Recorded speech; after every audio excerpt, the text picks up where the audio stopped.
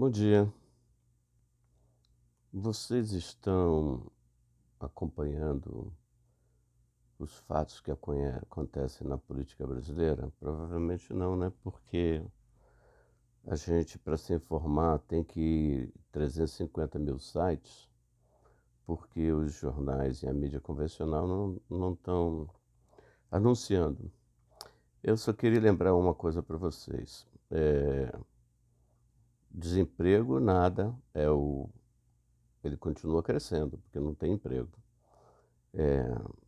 Isso deveria ser a pauta principal do país, mas pelo jeito, dólar continua crescendo, reservas internacionais estão sendo queimadas, o nosso racismo social continua sendo divulgado nas mídias, cada vez botando mais em evidência que, na verdade, o povo não foi enganado, existe essa mazela social neste país, as pessoas têm racismo estrutural de raça e têm racismo social. Não é à toa, as pesquisas que estão rolando dão conta de que Bolsonaro estaria na frente em qualquer eleição. Aliás, Moro também, Moro muito forte. E Lula disputando ali no meio. Ou seja, tudo na faixa dos 30 e poucos. Gente, cadê aquele discurso de que o povo brasileiro foi enganado? Não, claro, tem a história dos neopentecostais que votam segundo os seus bispos, né, arrecadadores de almas que têm dinheiro para pagar para construir um pedaço lá no céu. Tudo bem, mas esses são esses, vão continuar votando. E eles já fizeram o seu nicho. E eles são grandes, você não vai conseguir, porque não tem como lutar contra a palavra de Deus. A pergunta é: a classe média brasileira já escolheu o seu lado há muito tempo? Já. E o maior exemplo disso tudo são as declarações do ministro e do Bolsonaro. Todo mundo dizia bravata, não sei o que lá. Eu queria saber se as pessoas, principalmente a esquerda, não vão parar com esse negócio de que eles foram enganados. Não tem nada de enganação nisso. Não é possível que a esquerda continue pedindo um discurso fácil de que a gente vai conquistar no amor essas pessoas. A classe média brasileira é escravocrata, ela odeia pobre, muito mais do que negro, muito mais de que ah, questões de gênero, ela odeia pobre. Claro, questões de gênero, isso é a questão dos neopentecostais. Mas a classe média, formadora de opinião mesmo, que inventa desculpas depois que vocês... Ah, vocês estão... Eu fui enganado, gente, por favor, não acreditem. A gente precisa urgentemente parar com esse discurso e entender que a gente tem que esquecer eleições democráticas numa democracia representativa, porque isso já faliu, gente. Não é possível. A gente vai para a rua, vai para passeatas, vai não sei o que lá, querendo convencer o cara que não quer ser convencido, porque o problema dele é que ele é higienizado. Sabe? E o higienizado, ele não. Minha empregada não pode ir para Disney. Mas, rapaz, essa frase não surge sem querer. Ah, foi mal explicado, eu me expressei mal. Gente, não existe isso. Quando é que. Olha só, eu vou voltar a dizer uma coisa que eu digo para vocês sempre. Eu sou capaz de admitir uma frase dessa. Você é capaz de admitir uma frase dessa. Nós somos seres históricos, entendeu? Nós nascemos num mundo que tem esse racismo social. E você só muda isso estudando muito e militando muito. Se você só está em busca de dinheiro para sobreviver, você nem sabe que esse mal está dentro de você. Vocês têm que parar de dizer que quem faz isso é o outro, não você.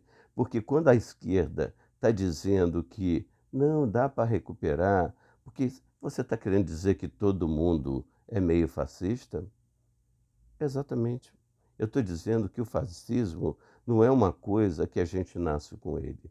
O fascismo é uma coisa que cresce dentro da gente e todas as vezes que a gente está com a palavra medo dentro da gente e está perdendo alguns privilégios, a gente deixa ele soltar. É um demôniozinho que fica dentro da gente. Ele não é um status social, não. Ele cresce à medida que a gente perde direitos. Gente, foi assim na Alemanha. A classe média estava perdendo direitos, entendeu? E estava morrendo de medo. E é isso, votaram, e votaram com uma tranquilidade. Então, a classe média, pequena burguesinha brasileira é escravocrata, fascista, extrema-direita. Agora, ela fica caladinha porque ela tem um sentimento meio cristão. A religião sempre justifica tudo isso. Então, aprendam. O Estado democrático de direito, a democracia representativa e o Lula e esse pessoal todo está levando a esquerda para uma nova eleição. Está preparando tudo para 22. Gente, a gente não vai chegar a 22 e vencer. Vai ser outra derrota cachapante, porque eles vão preparar um novo golpe mostrando que eles estão vivos. A gente nunca mais vai sair desse ciclo vicioso se a gente não entrar agora desmistificando. E para fazer isso, a primeira coisa a fazer é dizer o seguinte: esse mal está em mim. Não é possível que a esquerda nunca tenha lido Hannah Arendt. O mal é o mal banal, ele está dentro da gente. Ele é também aquele mal radical, entendeu? Que a gente às vezes perde a cabeça e fica por uns tempos super mal, aquele mal diabólico. Mas o mal mesmo é aquele mal banal. Gente, o carimbador maluco lá, o Otto Watchman, era um cara de classe média, frequentador da Igreja Católica. E ele nunca reconheceu que ele matava gente. Não, ele era extremamente funcional, era um perfeito trabalhador, entendeu? Eficientíssimo, porque ele preparava a logística para ir mais rápido para os campos de extermínio, e dizem que a ideia, inclusive, da solução final foi dele. Não tinha como enterrar, a logística para enterrar, isso quando o Corpus era muito brava. Ele disse, pô, é só botar forno de queimar lá nos campos de concentração. Então, olha só. E ele dizia que as ideias eram o prêmio inovar. Isso daí ele devia ser premiado por isso. E ele não via isso como mal, porque ele era extremamente eficiente ao regime. Ele só estava cumprindo ordens. Então, é preciso que primeiro a gente reconheça que é só piscar o olho que não tem essa de esquerda e direita. Esse mal cresce dentro da gente. Então, parar de justificar que em tempos de crise as pessoas fiquem em dúvida e isso se chama medo, pelo amor de Deus, cara, isso não é medo, isso é opção, escolher um lado. Porque eu vou dizer para vocês o que eu acho do medo. O medo, gente, não é um afeto. Vocês ficam dizendo que medo é um afeto. Medo não é um afeto, gente. Medo é uma reação físico-química. Medo é assim, ó. A gente toma um susto. Ah, olha só, lá vem um leão me comer. Eu tomo um susto. Aí, o que é que acontece? Adrenalina, né? Injeta adrenalina no meu sangue. Aí eu fico, pupila dilata, né? O estômago para as funções de digestão, o sistema peristáltico para, se eu estiver cheio de coisa, eu me cago e me mijo todo, né? O sangue, a pupila dilata, o sangue sai todo da cara e vai para as pernas e para os braços, com um único objetivo, ou de correr para o outro lado, ou de correr para atacar o mal que está me causando. Então, até aí, é a reação físico-química de medo. O que vem depois é a sua bagagem cultural. Se você sabe e evoluiu até, por exemplo, quando a gente começou a caçar, a gente viu que se caçasse junto, tinha todas essas reações de medo, mas como a gente estava junto, a gente começou a partir para dentro. Então, a adrenalina e o sangue todo nas pernas e nos braços ajudava a gente a caçar. Mas tem gente que não evoluiu, que usa esse medo até hoje para dizer assim: ah, eu não vou me juntar, eu estou sozinho, então eu prefiro correr. Isso não é medo, isso é covardia. Isso é opção de deixar os outros lutarem por você. Entendeu? Então para com esse negócio de medo. Ele não quer é mudar de status, porque ele prefere que os pobres se matem, que os pobres sumam, porque ele precisa evoluir. Ele está muito perto da elite. Então, quanto mais matar pobre e sobrar só ele. Por exemplo, tem a classe dos petroleiros que estão em greve. Quem é que tem que morrer, ser demitido e se dar bem? São os caras que trabalham no chão de fábrica.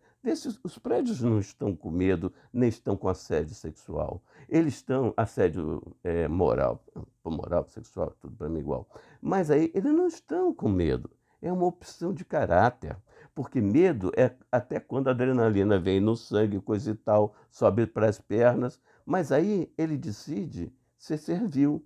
Ele não decide se juntar com os 20 mil trabalhadores que já estão em greve, dizendo para ele, desce, se junta a gente. Não, ele não prefere se juntar a 20 mil que estão em greve. Ele prefere se juntar a 3, 4 mil que estão sendo servis ao fascismo. Então não é medo, gente. É opção social, é opção de classe, é opção de ficar servindo à monarquia. Eles gostariam que a monarquia voltasse. Então, é desvio de caráter. Você me desculpe, chegamos ao ponto que as pessoas têm de desmascarar. Se me deixar subir para um prédio bonito daquele, eu também vou acabar dizendo que eu prefiro ficar ali, tão gostosinho, ventiladinho. Para que eu vou ficar lutando do lado de trabalhador que sua tanto, né? Então, gente, não é medo, não é assédio moral nem nada, é escolha de classe. Só que ele nem sabe que ele jamais vai pertencer à classe de lá. Ele tem que se juntar com quem está com a lança para matar o dragão. Junte-se, pegue sua lança em frente ao dragão. Não fique correndo para o lado de lá, esperando só meia dúzia sobrar para você ficar com o espólio. Porque isso é uma escolha, isso é um desvio de caráter. Isso você desçam, venham encarar um país melhor para todos nós. Não fiquem aí estimulando diferença de classe, porque isso é caráter, isso é desvio de caráter. Faça uma escolha uma vez na vida decente, venha para a luta.